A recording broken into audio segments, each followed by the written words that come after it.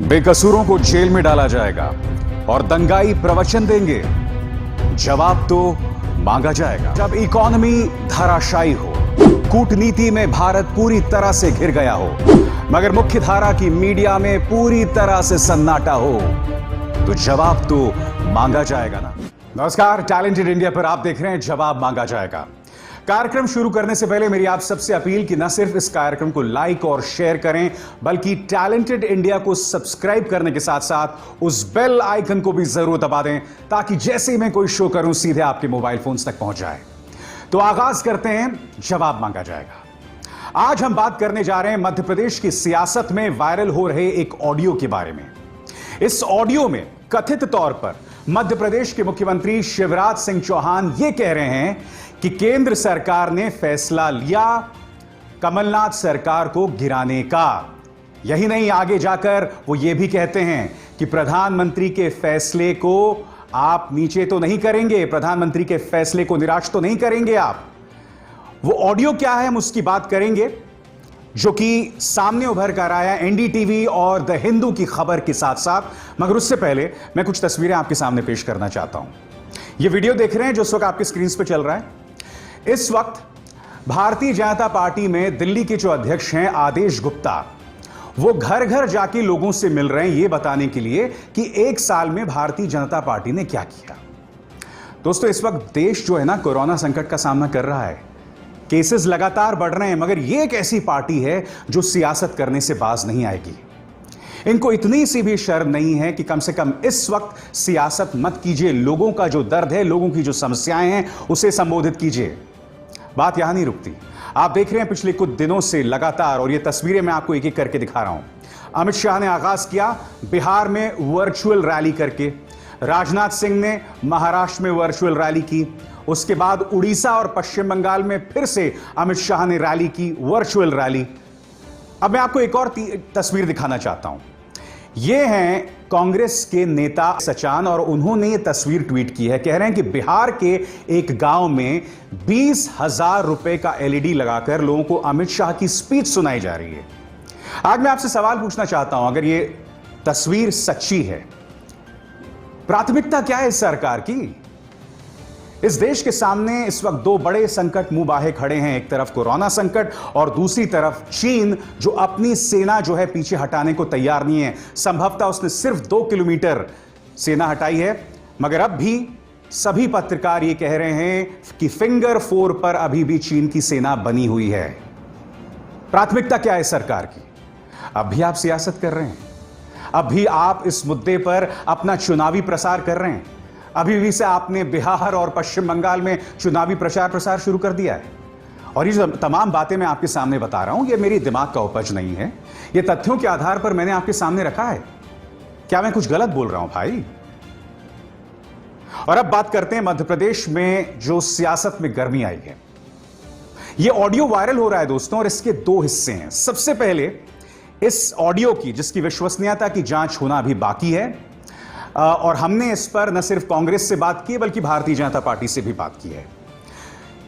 इस ऑडियो में कथित तौर पर शिवराज सिंह चौहान बोल रहे हैं कि केंद्र ने फैसला किया कमलनाथ सरकार बर्बाद कर देगी उत्तर प्रदेश, और ज्योतिरादित्य सिंधिया और तुलसी जी के चलते यह नहीं हो सकता था। केंद्र ने फैसला किया। पहले आप इस हिस्से को सुनिए। केंद्रीय नेतृत्व ने तय किया कि सरकार की ये बर्बाद कर देगी, तबाह कर देगी। और आप बताओ, ज्योतिरादित्य सिंधिया जी और तुलसी भाई के बिना सरकार गिर सकती थी क्या?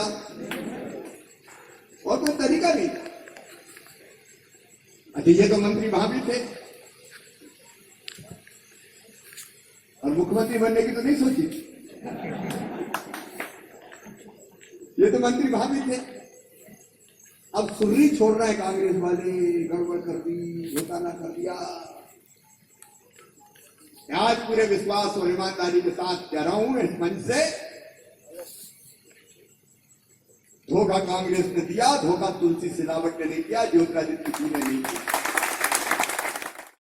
यही नहीं, चूंकि 24 सीटों पर चुनाव होने वाले हैं, शिवराज चौहान इस ऑडियो में कथित तौर पर यह भी कहते हैं, क्या कहते हैं कि बीजेपी तुम्हारी मां जैसी है, चिताना है सबको और प्रधानमंत्री के फैसले को गलत नहीं करना है। सुनिए।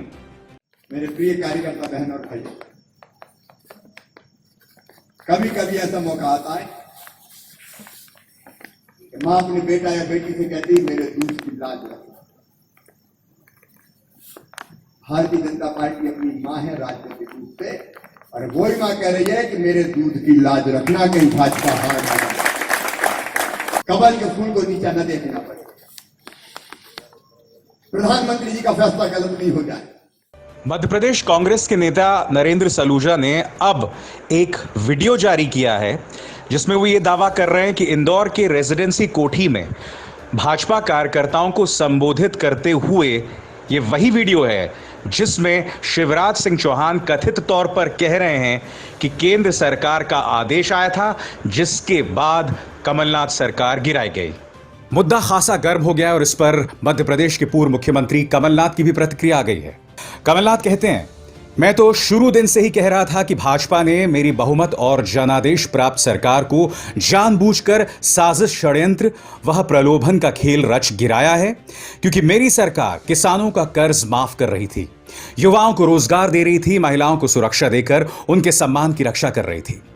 कमलनाथ आगे कहते हैं, मिलावट और माफियाओं के खिलाफ अभियान चला रही थी, प्रदेश में निवेश ला रही थी, निरंतर जनहितैषी कार्य कर रही थी। भाजपा को यह सब सहन नहीं हुआ। उसे डर और भय था कि इन सब कार्यों से उसका वर्षों तक सत्ता में वापस लौटना नामुमकिन हो जाएगा।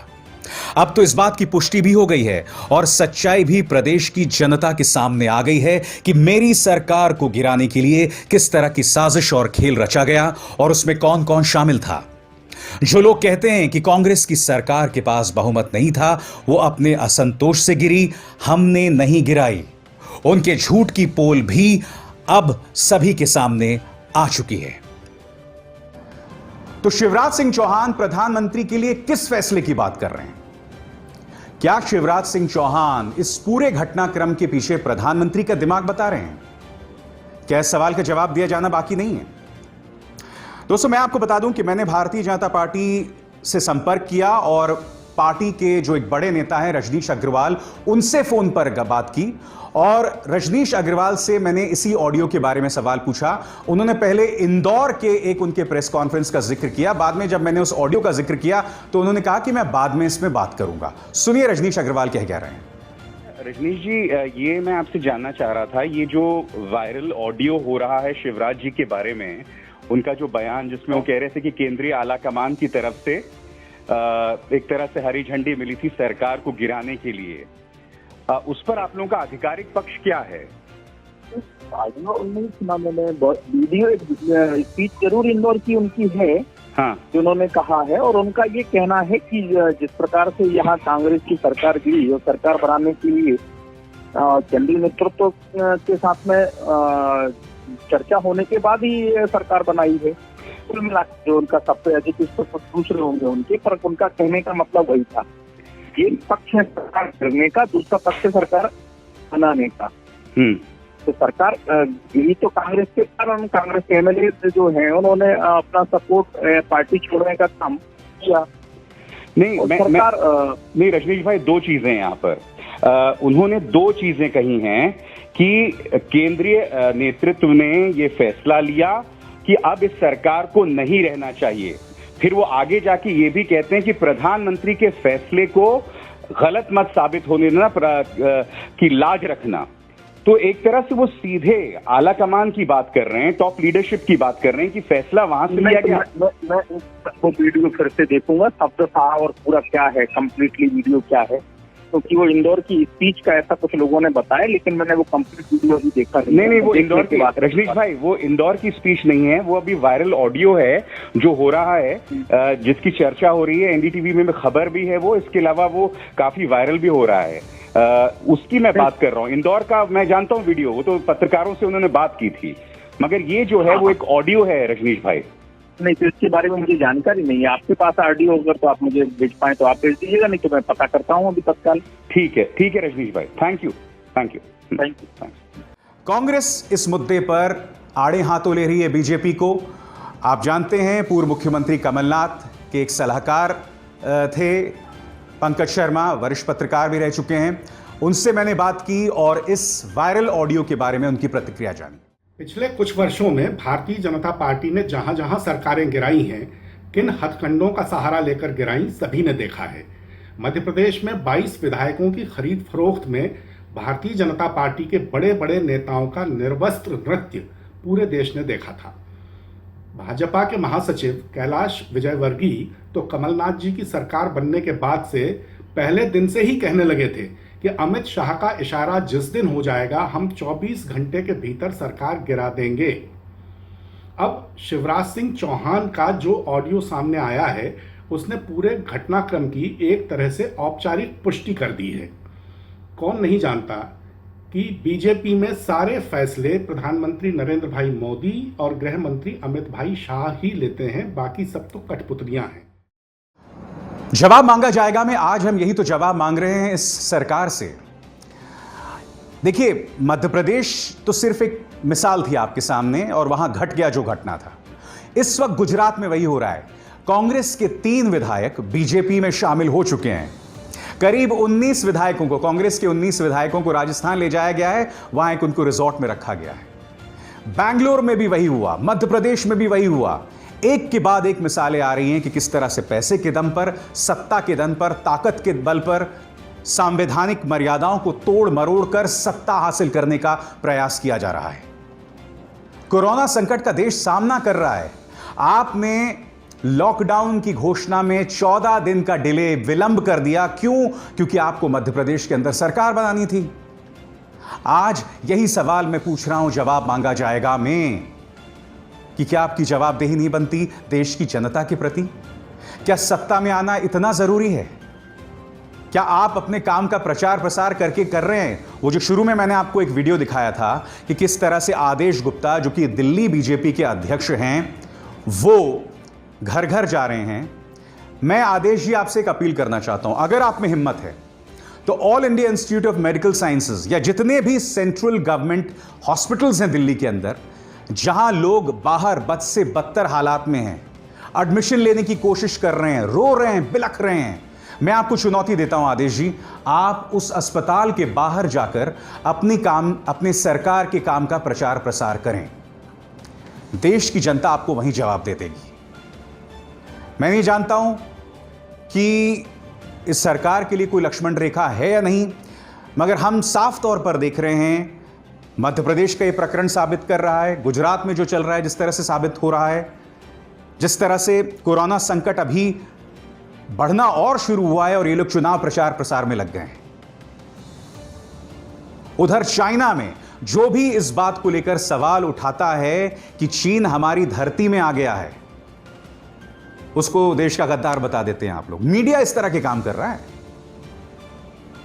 वाकई शर्म आती है मुझे ऐसे लोगों की सोच पर।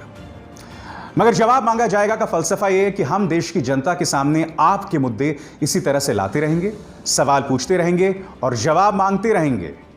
उम्मीद करते हैं कि उन्होंने जो अपने कान में रुई डाल रखी है या उदासीनता का मैल भर रखा है, किसी ना किसी दिन वो हटेगा। नमस्कार।